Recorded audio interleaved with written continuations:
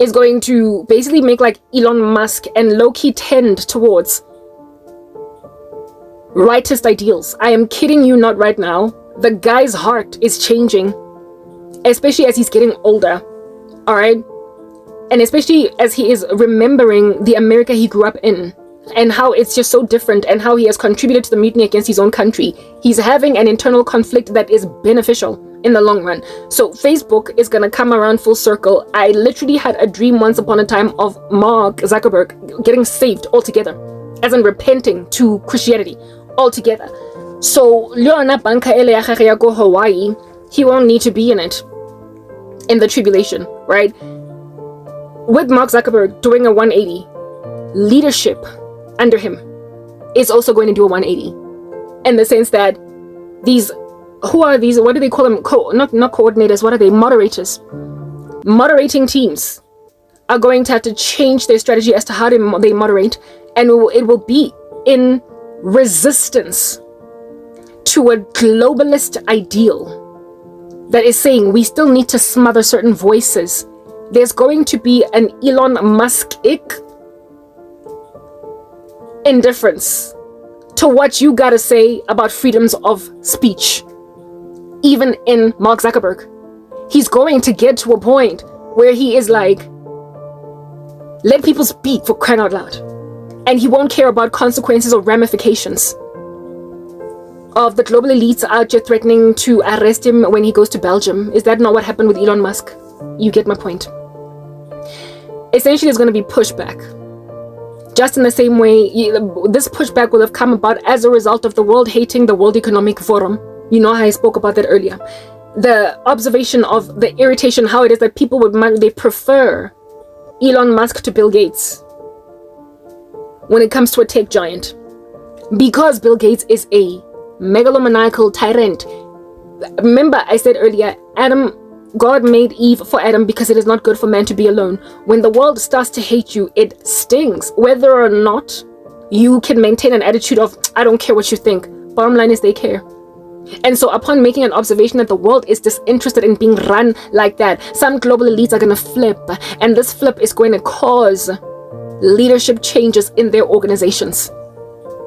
And when then the leadership is changed in YouTube and in Facebook, the moderating teams that out here based on Freemason instruction to give certain people clout on YouTube at the expense of others, those restrictions are going to be lifted.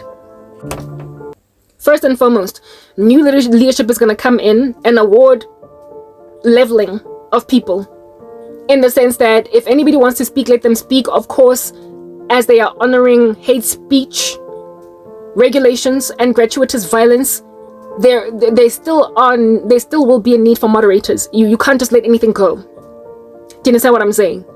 But no longer are people going to be unreasonably moderated simply because of being Christian or having certain political ideas. Essentially, if you're clean and have got a particular ideal, you're not quite somebody out here posting an OnlyFans nude pic on Facebook. That's moderatable, but you don't get to put me next to an OnlyFans model in the level of taboo that I am because of what I speak. Moderation is just ridiculous right now. That's what I'm getting at. They are out here clumping Karabo with some XXX porn chick as equally obscene and offensive to the audience, and it's rough and violent. It's wrong. So that level of moderation of innocent souls is going to fly out the door, first and foremost. Okay, yeah. And then secondly, money. Remember I said money talks. It is excruciatingly unprofitable to silence so many videos online, so many content creators online. It is violently unprofitable. Like, it is just a waste of revenue. It's going to be things that are this obvious are not dawning on these people, because you see, when the devil has confounded the speech of people, when he has chilled on the brains of people and just lodged there like a leech, drinking blood, They can't think about that which ought cause businessmen and women into basic bottom line to see that it's unprofitable to silence people that can make money for us. So content creators that could be huge, prolific, with revenue sharing models of YouTube saying, Karabo, we will take 5%, 10%, 20%, 50%, or whatever is the revenue sharing model, YouTube, of the ad revenue that you make. When they notice just how much money they could make from silenced content creators, it's going to dawn on them that they're losing billions per annum just censoring people. Billions. It's like a massive money maker. It's a huge money maker for the American economy that is out here facing obliteration because of ridiculous, random, barbaric attempts at overwhelming a superpower on the part of nations like BRICS or coalitions of nations like BRICS. War is unprofitable. It causes economic collapses. But a season of reconciliation and restoration out here puts an economy in a boom. A spiritual war was declared on the US, and it was driven to near recession with this ridiculous debt that it has got today. But upon repenting and restoring, we're looking at the roaring 20s, is it? Basically, post-war refurbishment of a country puts it in a boom. And what America has going for itself right now is social media. It is a market leader. And right now it is a bleeding because of censorship. In the spirit or in the interest of proliferating globalist agendas, while Trump, however, is not a globalist. Their leader is absolutely antagonized to globalist ideals. And the American people are gonna join that bandwagon and realize that it is beneficial for their country to let people speak. They're gonna change leadership as aforementioned. And that leadership is going to basically realize just how lucrative it'll be to set certain people that are chilling in YouTube jail free. My content, I told you, the Lord compared me to Carby Lame and Daniel LaBelle. How much does Daniel make YouTube per annum? How much does Mr. Beast make YouTube per annum? How much does Carby Lame make YouTube per annum? Put a multiplier on these men. It's a no-brainer argument. The moment they set certain people free, they are going to produce more Carby Lames. Carby will have competition. He will have to get competition. Daniel will have to get competition. And as for those people that are signing deals with the devil, they will just have to accept in their stride that now they've got people who are genuinely anointed, genuinely called of God, genuinely prophetic, speaking, and that are drawing people who are genuinely called. Right now they are starving saints that are hungry and thirsty for prophecy. We're living in the last days where God will pour out His Spirit on all flesh and people will dream dreams, prophesy, etc. These prophecies and these dreams and these visions that are being buried in some of us, which I have many of them, people are thirsty and hungry to hear them because we're speaking about things of the end. Do you understand what I'm saying? When then finally people are able to listen, they will be able to make informed decisions concerning the things of God. Because of psychology, behavioral psychology, when your content is not being viewed, people think it's worthless. So therefore, people are withholding people from listening to prophecies where I am concerned. But you must comprehend, once YouTube opens the floodgates for me to get viewed, that one video that does well is going to cause an interested audience in what I said in that one video to scroll down the rest of my content. And so, literally in retrospect, People are going to realize just what it is that was done to them all these years, withheld. When they look in retrospect, and I'm also going to make a whole bunch of money on old videos that are, however, still hugely relevant because they are to be coming to pass all these years down the line. That's what this is going to achieve. I don't know how many times the Lord has said to me in visions and dreams and in words of knowledge that you have no idea how much money you are making per month.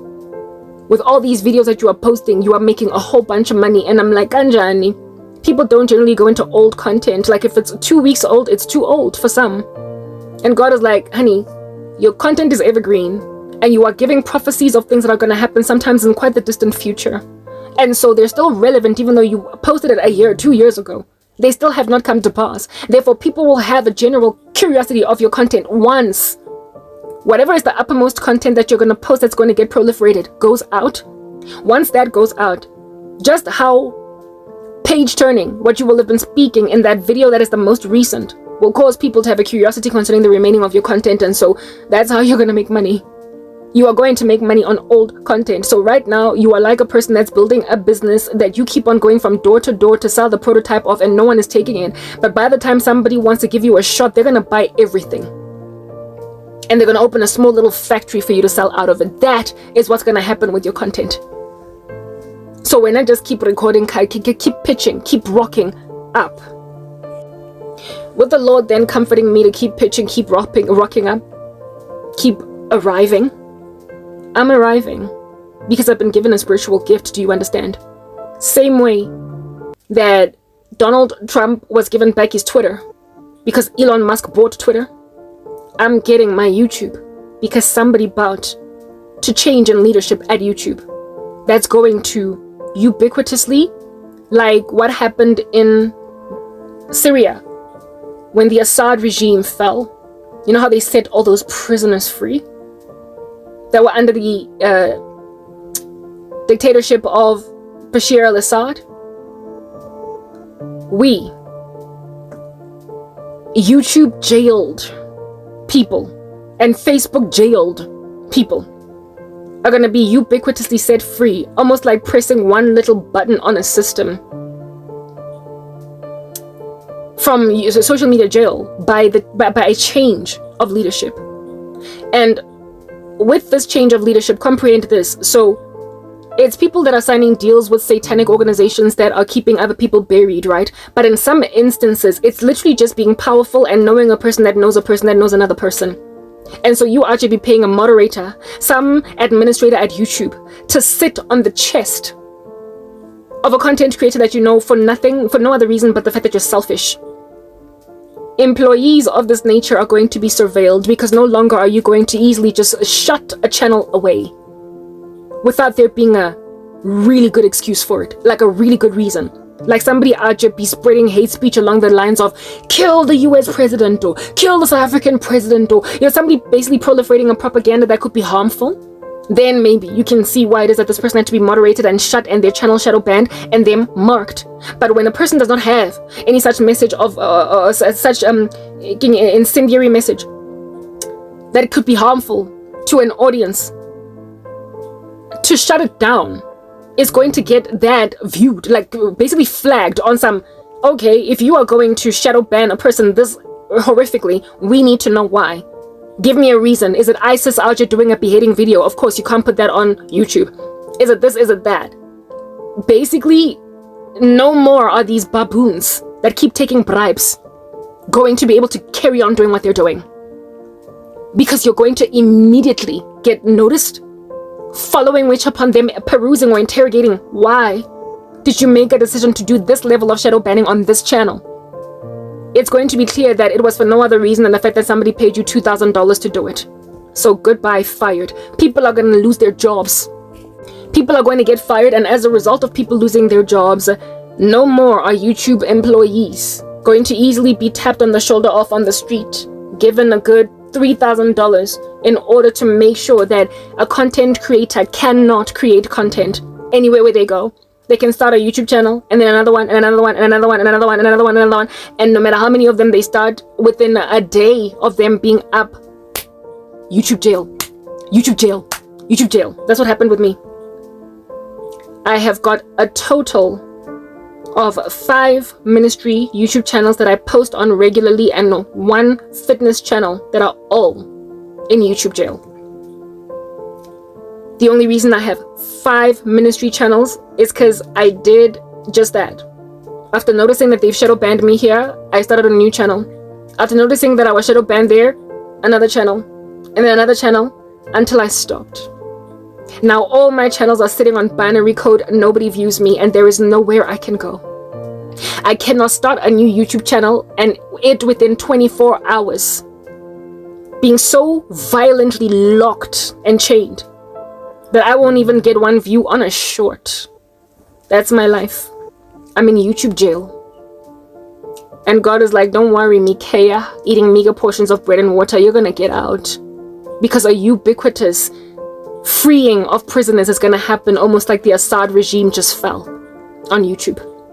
The YouTube regime of leadership is about to fall, and upon it falling, content creators are about to be set free out of jail. And so people that all this time have been uploading with 100 views after 7 days are suddenly going to get thousands of views. They're suddenly going to get 13,000 views in 3 days. They're suddenly going to get heard and listened to. And the profit margins of YouTube from ad revenue are going to skyrocket in such a short space of time, with the American economy booming as a result of social media, that all along it'll be just so obvious that they were shooting themselves in the foot, literally cutting off their noses in order to spite their faces. Cutting off their noses in order to spite their faces. It's going to be so clear. And that's what is meant by God will confound the speech of the wicked. And the heart of a king is like a stream of water in the hands of the Lord. He will chart it in whichever direction he will have it go. The American conglomerate had to be crazy for 4 years until they realized that this crazy is not going to do anything for them, upon repenting of which their economy will hugely benefit from setting people free. So I'm getting my channel back. And so you sitting in South Africa able to pay some lackluster random baboon in the US or wherever to block me, your Assad regime is falling. A general release is going to happen of content creators.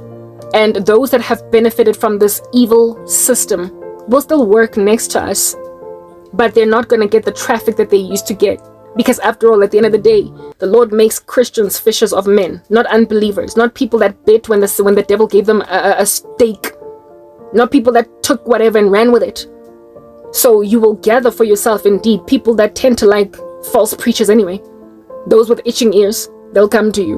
Or maybe you might have some saints that are happy to just stick with you even though you're fluffy, but you are going to lose some of your audiences. You are not going to grow at the prolific rate at which you are growing, because right now a hungry conglomerate of souls that are thirsty for righteousness and hungry have only you. They have only these fake content creators all over the show that are being pushed along because they signed deals with random Satan and whatnot. But once the real deal of God's people are on board, out here sharing true prophecy, out here speaking the true words of God, out here evangelizing truly, out here reaching many for Christ, these are going to be the channels that people are listening to, because there is a sincerity and a trust over there.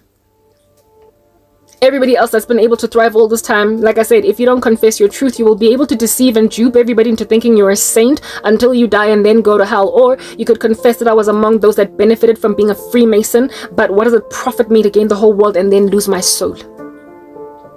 What is it going to do for me to lie that, oh God, I'm glad that YouTube set you free?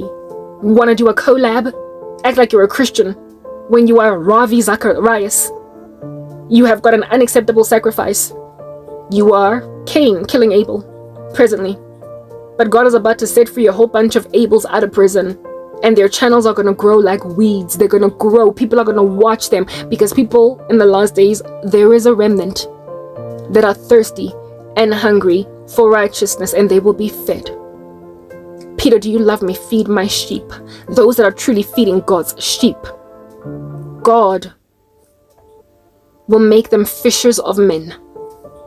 And so right next to this person's content and mine, I will get the views, and they will just glide right by it and click on me. It's not that you won't be recommended, because we don't play dirty. It's that people won't click on you. They will click on me, because I am the true anointed of God.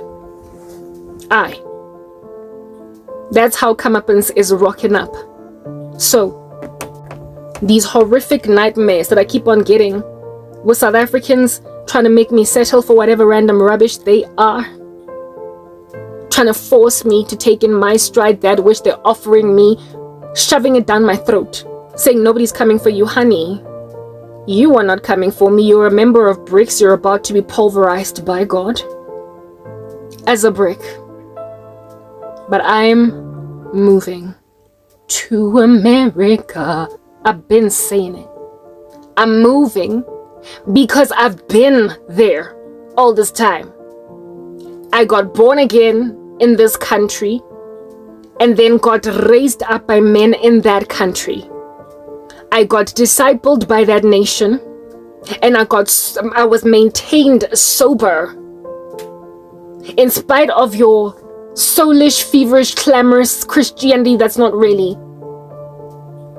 I didn't pass away because what they taught me kept me focused on God and alive at a minimum. When I had 0 to my name, it was always an American that sent me a donation. Only 2 South Africans helped me along, one of which bewitched me.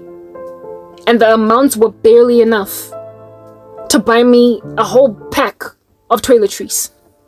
South Africans kept me buried in a ditch. And just when I was at the end of myself, it was always an email or something from an American that got me feeling like I could look forward to another day. You don't understand. You buried me in a ditch, and the only country that came through for me was the US. Don't you see? This entire time, the Lord has been preparing me to move to that country. First, you insincerely evangelize me in a club. And then when I run from pillar to post to your churches, you kick me out. You make it impossible for me to fellowship with you. You make it impossible for me to serve in your churches. And then when I ask for help when I'm being persecuted, you ignore my cause. You bewitch me to obscurity. You close the doors of your corporates, making sure that I can't work. And then you try to marry me to one of you by force because apparently nobody's coming through for me. And the only time I gained any kind of semblance of heat in my cold, frozen room was from somebody coming from the US. Are you serious? Do you think all that is a coincidence? Do you think that I'm alive today because I've held on to a doctrine coming from another country? Because they're the only ones at this particular juncture out here rightly dividing the word of truth. Do you think that God kept me from running from pillar to post playing musical chairs between churches trying to find what's wrong with me, like a cancer patient that's yet to be diagnosed? With only the American church making it clear that you're not sick, just jet-lagged. You've got motion sickness, but it's not cancer. But in South Africa, I got diagnosed with lupus, cancer, brain aneurysm, heart failure. Like, you gave me hypochondriac extreme diagnoses for my challenge. Whereas the US just said, this is just motion sickness. You need to understand, I was told by the American church trained that this is what a test is. You are Job. You are Joseph. You live among a people that aren't yours and they treat you like trash. You get seduced by Potiphar's wife and you spend your life in jail. And then you get set free by Pharaoh. It's motion sickness. Bit of whiplash, but goodness gracious, it's not cancer. You misdiagnosed me, South Africa. And the only doctors that out here got my diagnosis right were not even in my country. You dropped the ball, and violently.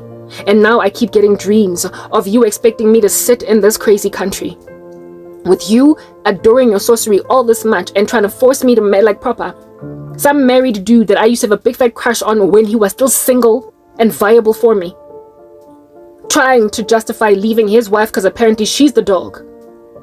For me, when I've got convictions, and he is a Korobela junkie, witchcraft. And in my dream, We were all of us just being chased from pillar to post by these giant anacondas that were sleeping because they were full. There was food in their stomach. They had eaten human beings and they were sleeping. And these people kept on poking and prodding away at sleeping anacondas, trying to make them vomit their food so they could come for us. This man made me run from pillar to post. Like, they were so giant, they were so huge. Like in the movie Anaconda, the one with J-Lo, you know how like it's like a whole truck-sized anaconda that size, guys. Anacondas that size, snakes that size, as a snake pit. The whole country was teeming at the fold with giant snakes like that sleeping, and these buggers were busy poking at them, trying to wake them up. Some dude was out here crying because he out here counseled his boy to kill his wife and kids jokingly. I mean, who counsels a person to kill his wife and kids jokingly? Like, the man was complaining, hey, my wife is annoying me. And then the guy's like, why don't you just kill them? And then he went on right ahead and killed them. And then he's crying, my friend killed his wife and kids because I jokingly said he must kill his wife and kids. What God was showing me there was that there are all these men counseling other men to control their wives, families with witchcraft. And when then these men, because of involvement in dark arts, become violent and end up killing wives and children as a result of witchcraft manipulation, when a woman wants to leave, you then decide, which I'm going to kill you and all the children. Then these guys are like, how could my boy kill all of his wife, all of his children and his wife? Dude, you introduced him to a cult that made him control his wife and his whole family with witchcraft. And when the wife then got sick and tired from satanic ritual abuse and decided to leave, he then murdered her. Because demons, when they crawl into the body of a person, make them homicidal sometimes. Men out here introducing other men to cults who then end up going to Sun City because they killed a woman who tried to leave. My ex-boyfriend was introduced into a cult, and when I left him, he tried to kill me. Not physically. He keeps on doing death spells and then going back into Korobela because somebody taught him he can manipulate with spells and she's yours. When then his spells failed and all these demons kept on talking to him because they made him mentally ill, he then was like, oh, I'd rather she dies. My case has become to him like a necessary evil. So that man in my dream that was crying because some friend of his killed his wife and kids, that was basically the Lord showing me they recruit men into the occult. And when then these men on the other side, 5 years down the line, have murdered 2 women and their children, they are like, but how could you kill your wife? Why wouldn't he?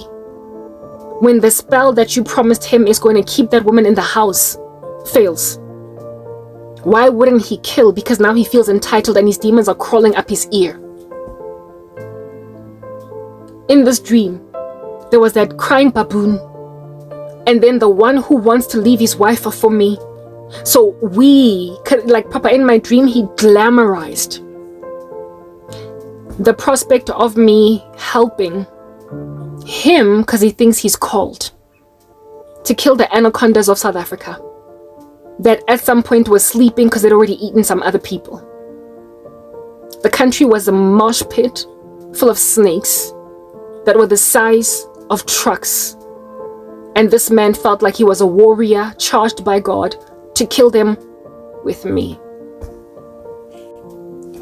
Everybody was running around from pillar to post, police stations, not sure what to do with themselves. My dream was so chaotic. There were so many funerals happening every weekend. Like, the dream literally, it's almost as though it was happening over a span of months. And family members, after burying these family members of theirs, would then go back to partying, drinking. In my dream, I was naked. Like, I was wearing like a very tiny little bum short and a tiny little crop top. And people were priding themselves in the fact that I was barely dressed. Nakedness, essentially sin. And then one of my cousins in my dream was like, come with us to a jazz festival. You've been lonely for too long. You don't have friends. After all, you've been suffering for 6 years. And I looked at her and I was like, it's actually been 10. But you wouldn't care, would you? Because my struggle and my pain You are apathetic to it. You have no empathy. I've been suffering for 10 years, not 6, you idiot. I told her in my dream it's been 10 years, not 6. But you've lost count because you've been enjoying your life, haven't you? Kihang mema to a jazz festival to go and drink it up a storm, basically go back to the old life I used to live. Because apparently nobody's coming for me. That was my dream. That dream depicted South Africa and how they feel like. Look around, girl. Look at your YouTube channel. Nobody's coming for you. Nobody's watching you. Nobody's listening.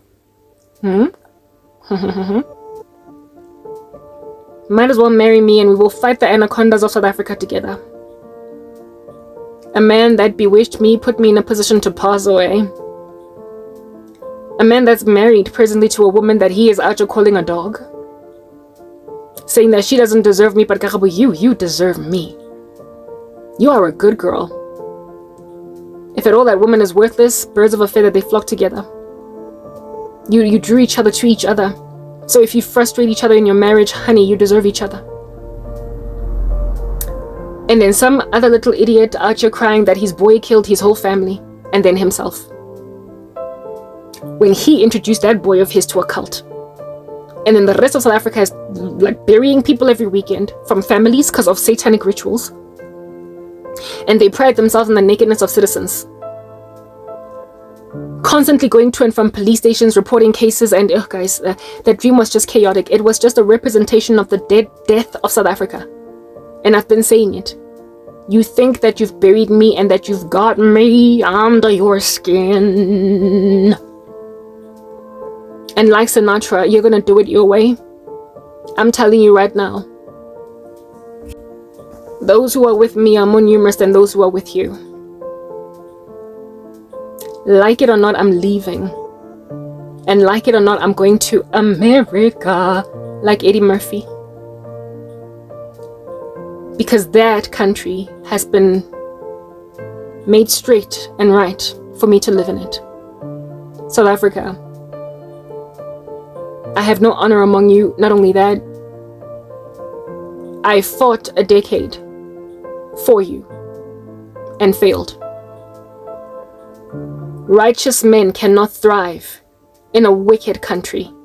You are not ready to let go of your darkness. You're not ready to let go of your cults, your witchcraft, your doctrines of demons and destructive heresies. The message of this particular video that I'm recording right now, you who are full of exploitation, I have repeated it I don't know how many times, saying, stop with your doctrines of demons and destructive heresies. That doctrine of monitoring spirits is not the real deal. It's unbiblical. Stop with your eisegesis and embrace exegesis. Start to study the scriptures appropriately. Study to show yourself approved. Stop mixing Christianity with ancestral worship. Stop this. I've been speaking the same things on a loop for years, but you know, pigs and dogs, right? Do not cast your pearls to the pigs, nor give what is sacred to dogs, lest they should trample them underfoot and then turn around and tear you to pieces. Africa, South Africa in particular, you are so bent on your version of Christianity that even when the Bible is awarded you, presented to you, given you in black and white gawking, even in braille for the blind, you throw it away and say, no matter, no matter, no matter. No but, no but, no but. Proper, you adore your doctrines more than the truth. And it's written in 2 Thessalonians 2 that because you have not loved the truth, but have taken pleasure in your unrighteousness, God is going to send you a strong delusion so that you can be condemned, all who have loved falsehood, all who have not loved the truth, but rather taken pleasure in your unrighteousness. You cannot page through these scriptures and then be clear as to what ought to happen next and how you ought to conduct yourself and what they mean, and then find some other long-winding, twisted explanation for them. Christianity literally follows the theory of Occam's razor. The simplest solution is often the right one. And so, seeing as this very basic word that is not rough to get is just eluding you, and you keep on manufacturing this very feverish, soulish, kundalini spiritic Christianity of yours, full of deep pai and tongues that no one can understand. Seeing as you are insistent upon this restless Christianity that is unbiblical, the Lord has given it to you because you want it, right? The striving that has no solution, like what does that have to do with anything? All these rituals inside the church. These rituals, because they're rituals, that's what they are. I mean, what do the dialogue have to do with Christianity? That's satanic, it's demonic. When they give you rituals like steps, 20 steps to conquer an entity in your house, when the Lord said all you need to do is cast it out in his name, and when you're fasting, more so is it going to skedaddle, but you got to do random funny little rituals. The waters you keep on sprinkling in your homes, the oils, the waters, the juices, the things you make people drink. I'm sorry. Where is that in the Bible? The scriptures are so clear. But you see, you like complication. You like complication. And it is in your adoration of complication that you look at me and say, Yo, Karabo, tlaipona ya, ko America. You are looking at me like I am cursed because you absolutely have no regard for long suffering and patience, despite the scriptures making it clear that against such there is no law. There is no law against waiting on God, however long it takes. And there is no law against fortitude and enduring evil patiently, long suffering, no matter how long it takes. It is a beautiful thing to beautifully suffer for Christ and not sin. And yet, according to you, I am cursed and born. Born. We'll see how this ends, Karabo. Yo, girl, you're 40 now. Sarah was 90 something, 2, 3. I'm 40, I serve the author of time. I'm 40, I don't look it. I'm 40, I'm fertile, I get my period every month. I'm 40, I have energy. I'm 40, despite not working out for months on end, I'm still slender, so it turns out my metabolism is still working. I'm 40, I don't have a single fine line, I don't have a single wrinkle. I'm 40, I don't have a single gray hair. Like, Papa, I'm 40, so what? Because it appears the one who can preserve as in a jar has preserved me to look 25 at 40. So do you want to keep saying I'm 40 or what? The Lord is the author of time. And my 40 years of age are irrelevant to him in a way that it's way too important to you. So apparently, allegedly, I gotta take in my stride anything that comes my way. Even when I look like this at 40. Even when my hair is thicker than it's ever been at 40. That which impends people at my age is not yet impending me because God saw it fit to preserve me, seeing as the locust, the palmer worm, the cankerworm have stolen a decade of my life, so God saw it fit to preserve me in a refrigerator for 10 years. Haven't aged a day. I'm 40, yeah, I will turn 40 when I start living. But until such time that I start living, I'll stay 25, thank you very much. Come at me. I am not scared of you. I will not get married just 'cause. Time has progressed when I know what I sought the Lord's face in prayer. What you need is to repent. I'm sick and tired of these dastardly dreams I keep getting. I am weary. I'm out of my mind with exhaustion. Keep coming at me, do you understand? Keep harassing me, keep rebelling. But you must also comprehend that with every new strategy, will be one step closer to me walking in fulfilled promise. Trump is not my Messiah. My Messiah put Trump in office. YouTube ain't my Messiah.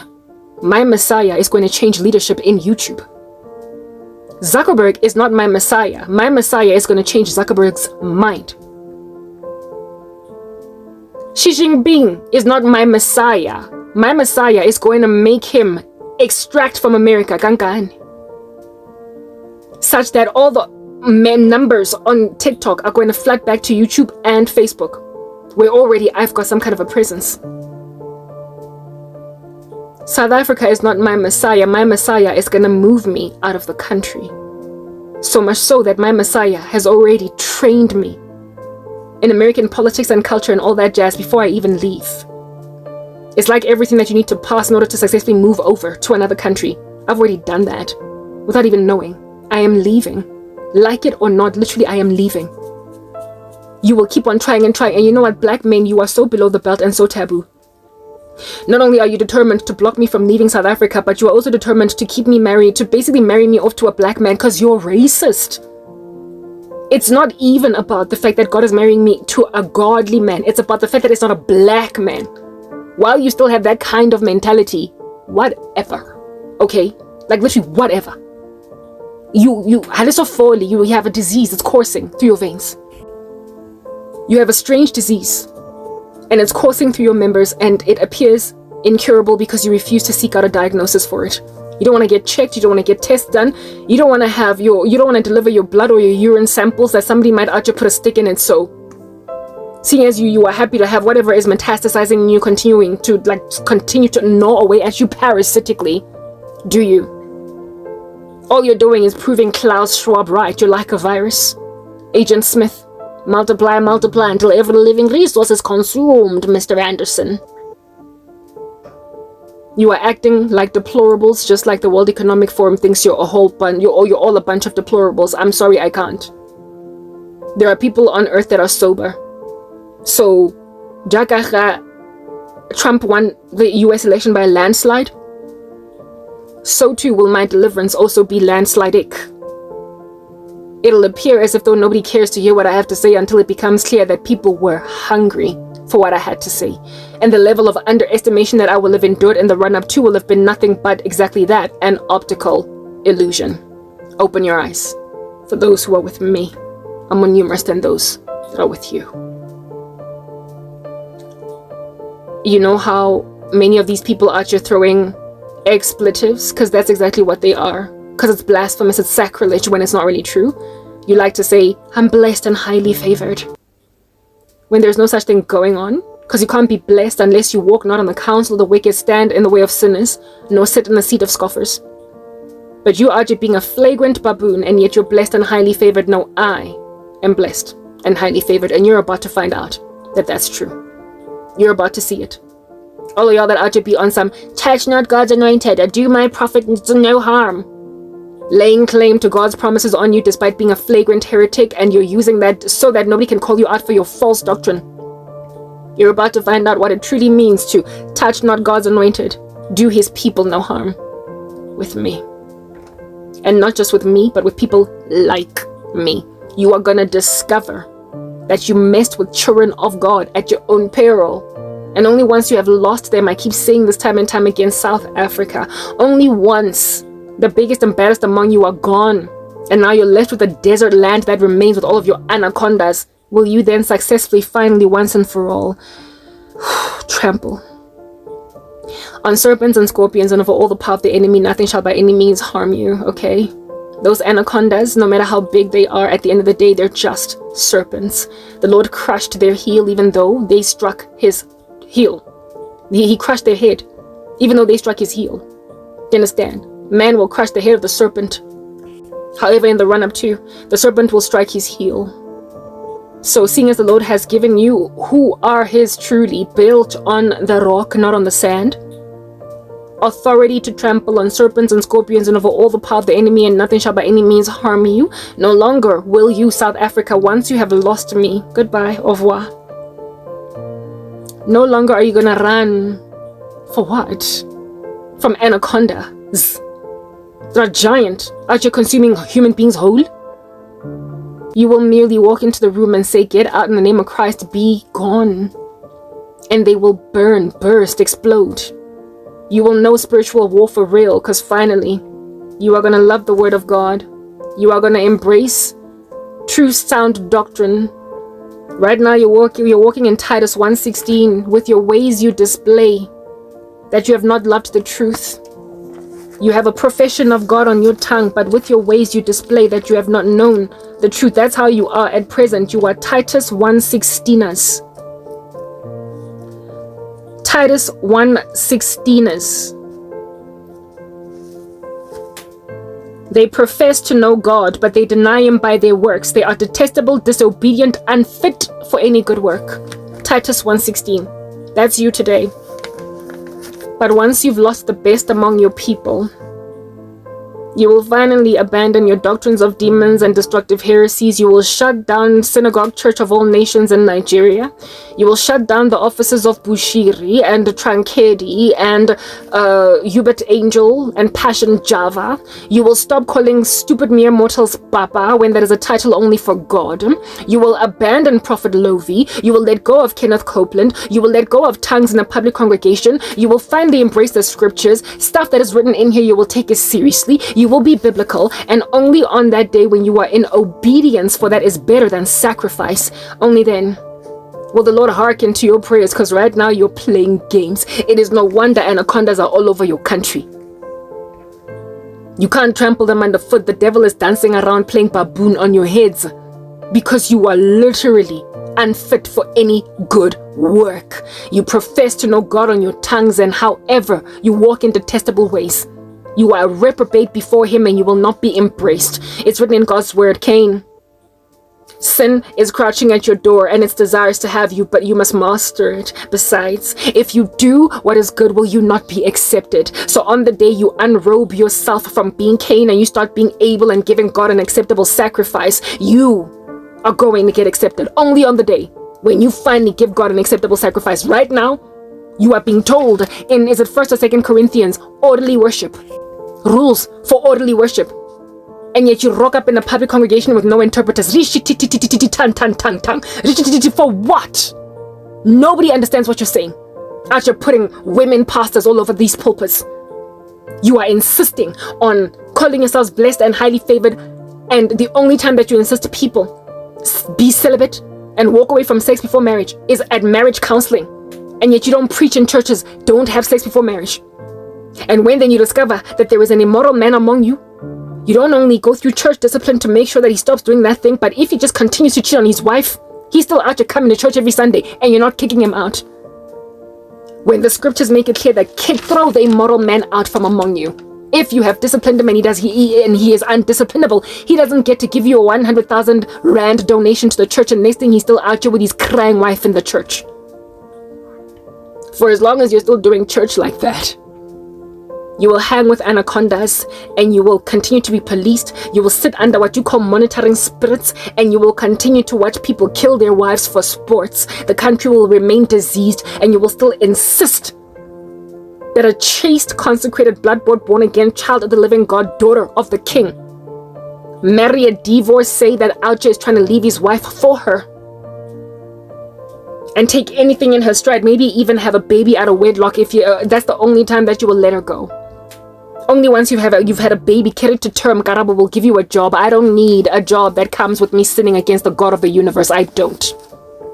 I'm gonna live, but I told you, South Africa, I'm gonna look at you from a distance with billows of smoke. You will fix your country, but not first before it is endured through a gargantuan civil war. You threw the country away. Bazalwane basemzansi. You are not Christians indeed. If you were, I would have been discipled by you. If you were, I wouldn't have been evangelized in a club. If you were, I would not have suffered for 10 years with no help coming my way. You are not saved.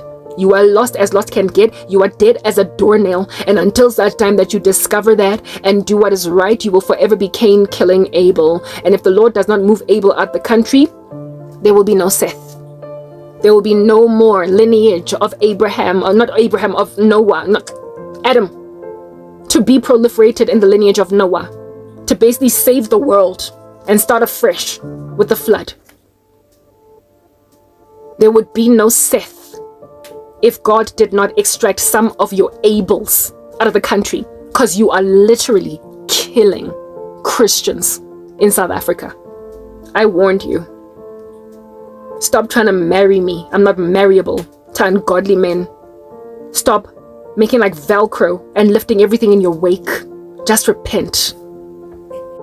And as for the US, watch this space. Watch this space. I keep getting dreams of you, like basically me being some devastated, destitute refugee moving to a foreign country only to suffer poverty. You are naive. I am going to be prolific. I am not going, like I told you, that as soon as I touch down, everything of mine is going to be like Midas's touch. It's going to turn to gold. I will not have to suffer a single whiff of struggle, of poverty, of suffering, of loss. I will not have to be aided by the government. I am not going to live the life of a refugee.